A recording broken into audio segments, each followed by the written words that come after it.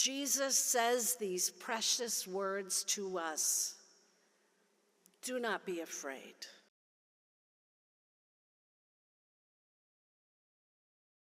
We have been enjoying Luke's gospel over the past number of weeks.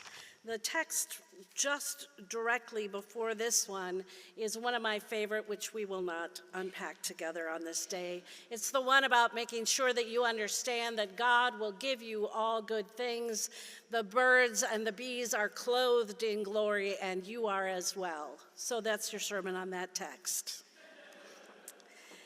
Today we read from Luke 12:32 through 40. Jesus said, and I invite you to take this into your heart, "Do not be afraid, little flock, for this is your God's good pleasure to give you the kingdom.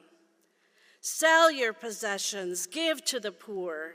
Make purses for yourselves that do not wear out, an unfailing treasure in heaven, where no thief comes near and no moth destroys. For where your treasure is, there your heart will be also.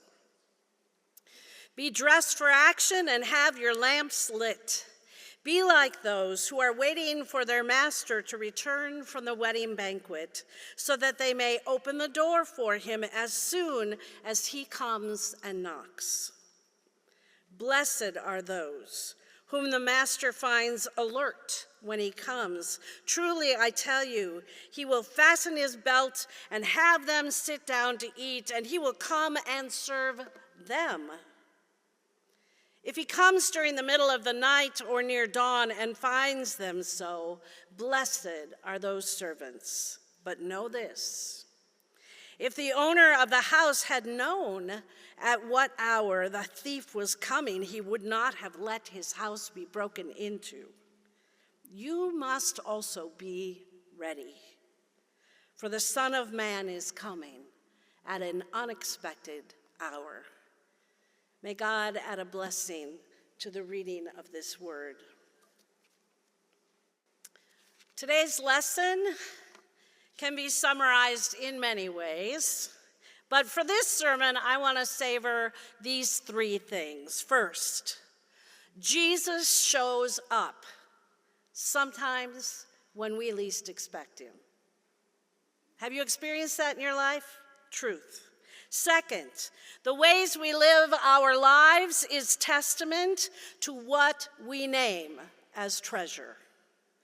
And third, Jesus says these precious words to us. Do not be afraid. Have you seen the movie, Won't You Be My Neighbor? It came out in 2018. Doesn't that feel like a bazillion lifetimes ago?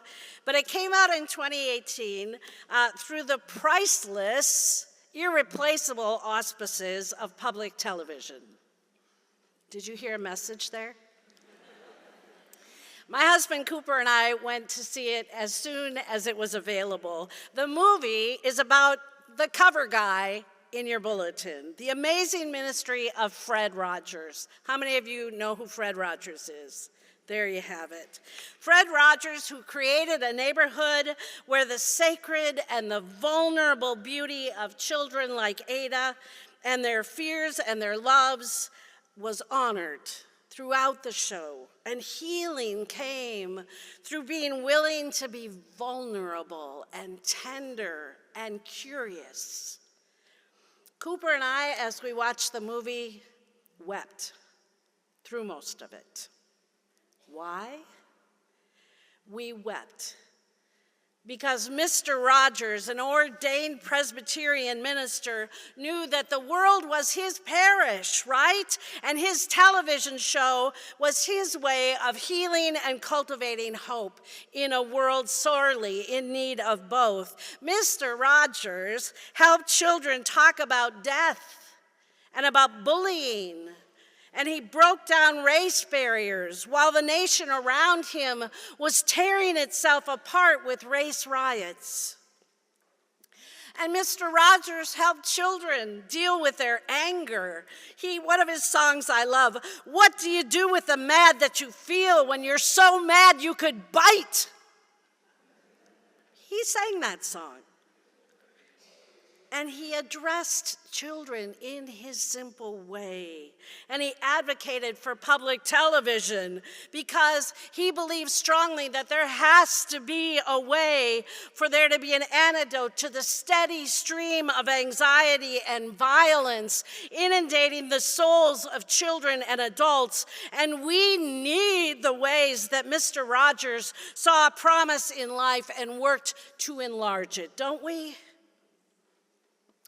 Writer Anthony Breznican spoke in an interview of a time he was going through after his grandfather died. Anthony's grandfather was the ground in his rocky life, and he was feeling all kinds of scared, was Anthony, and sad about his grandfather's death. And he happened in the midst of his grief and sadness upon an episode of Mr. Rogers on PBS. And he sat there as an adult and took it in. I won't ask you how many of you turned to Mr. Rogers for a little bit of medicine, but it soothed him just hearing Mr. Rogers' voice. Well, a few weeks later, he was at his college and he was going to work, and who should be outside the doors of the elevator but Mr. Rogers. So Anthony tells what happens in his words. "I got into the elevator to go down to the lobby, and the doors open, and standing there is Mr. Rogers himself. I turned around after I got out of the elevator and I said, 'Look, I don't want to bother you, but I just want to tell you how much you mean to me.'" And Mr. Rogers didn't say, "Thank you, I appreciate that." What he said was this, "Oh, did you grow up as one of my neighbors?" Just the way he said it was so sweet. And he opened his arms and he said, "It's great to see you, neighbor." And I said in a rambling gush that I had stumbled upon his show once again, which I really needed, and it helped. So I said, "Thanks for that." And Mr. Rogers nodded and he paused and he undid his scarf. And he motioned to the window, and he sat upon the ledge of the window there, and he said, "Would you like to tell me about what's upsetting you?" And I did. I told him about my grandfather who had just died, that I felt adrift and brokenhearted. And I like to think that I didn't go on, but pretty soon he was telling me about his grandfather and a boat that the old man had bought him as a kid. And Mr. Rogers says that he had hoped that his grandfather was still there. He wished also that he still had the boat.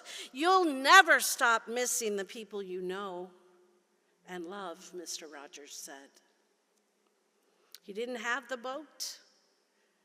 And he didn't have the physical presence of his grandfather, but he had the work ethic of his grandfather. And those things never go away, Mr. Rogers said. Finally, I said, "Thank you." And I apologized if I made him late for an appointment. Sometimes you're right where you need to be, Mr. Rogers said. And it helped, he goes on to say, so much to have someone to talk to. It wasn't just a persona that he put on for the program. The program had grafted itself into his personality, his real soul, his real heart.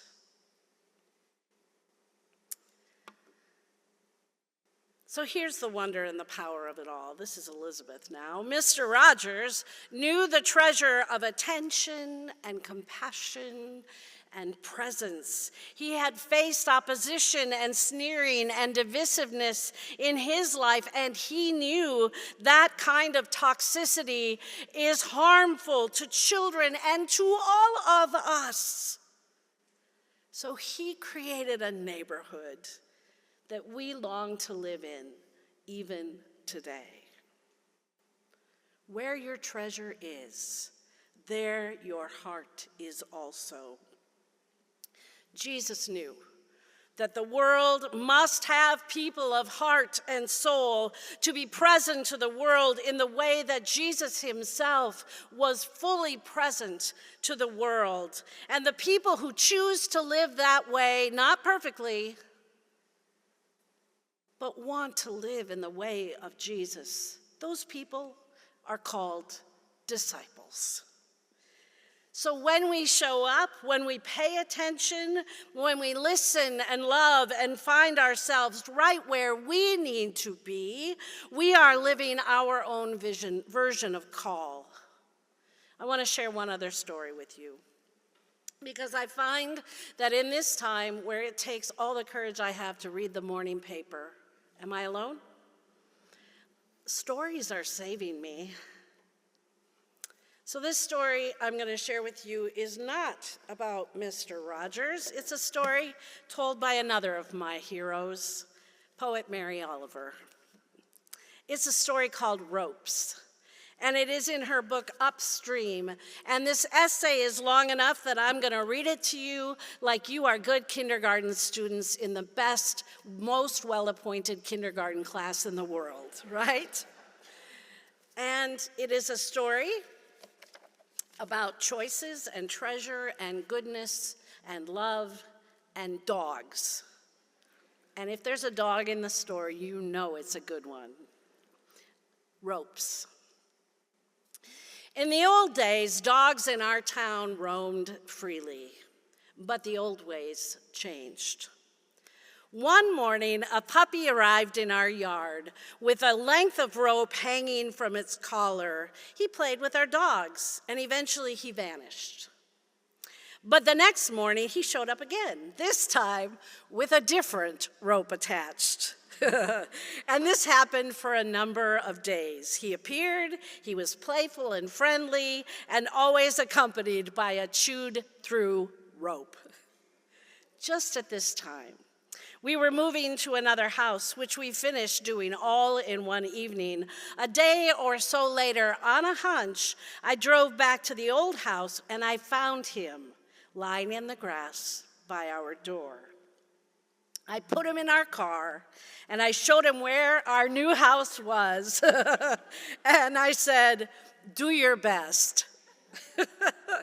Well, he stayed around for a while, and then he was gone. But there he was the next morning at the new house, rope dangling.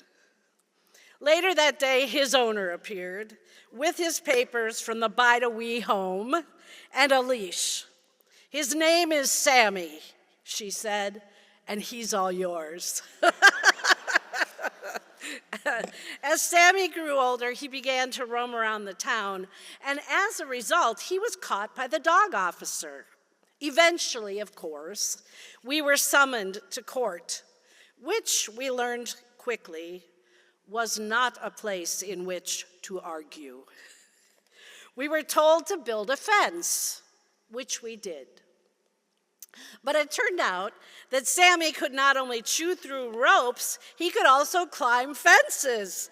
So his roaming continued. But except for the dog officer, Sammy never got into trouble. He made friends. He wouldn't fight with other dogs. He just seemed to stay a while in someone's yard, and if possible, say hello to the owners.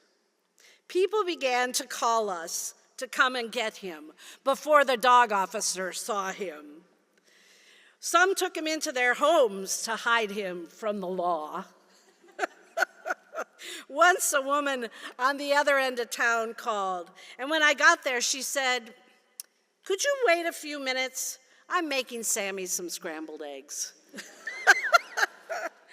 I could tell many more stories about Sammy. They are endless. But I'll just tell you the unexpected, joyful conclusion. The dog officer resigned. And the next officer was a different sort. He too remembered and missed the old days. So when he found Sammy, he would simply call him into his truck and drive him home. And in this way, he lived a long and happy life with many friends. This is Sammy's story. But I also think there are one or two poems in it somewhere.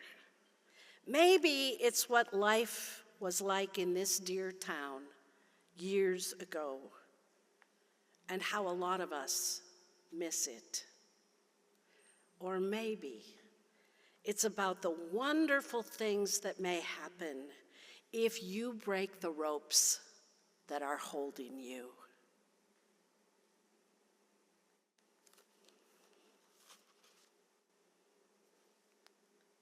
From Mr. Rogers. Things never go away. Sometimes you are right where you need to be. From Mary Oliver. This is Sammy's story. But I also think there are one or two poems in it somewhere. Maybe that's what life was like in that dear town years ago, and how a lot of us miss it.